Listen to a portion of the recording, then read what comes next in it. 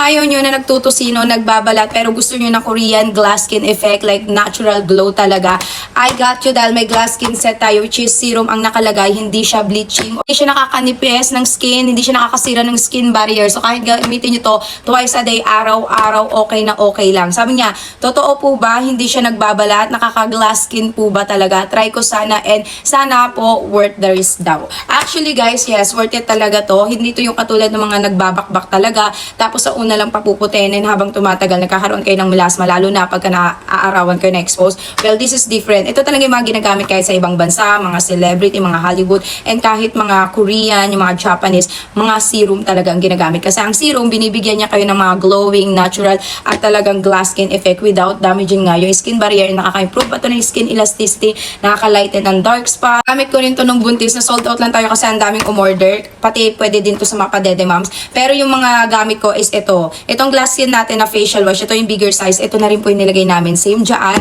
Yung bigger size natin ng serum, meron na dyan 30 ml. May glass skin toner na super favorite ko, at may sunscreen. Yung iba nga sabi ko meron daw kaming bigger size ng sunscreen kasi sobrang ganda. Yes, meron po yung ating 50 grams. Nandiyan lang din yun sa TikTok shop. Kasama talaga sa process ang pagiging consistent. Kaya kung gusto niyo talaga mag-work ang product, dapat araw-arawin niyo yung paggamit nito. And wala naman magic. So day by day makikita niyo na nag-improve yung skin niyo. So don't worry, walang bakbak, hindi kayo magiging tosino dito. Nakalagay na din dyan sa likod kung paano siya gamitin. Kaya switch na kayo dito sa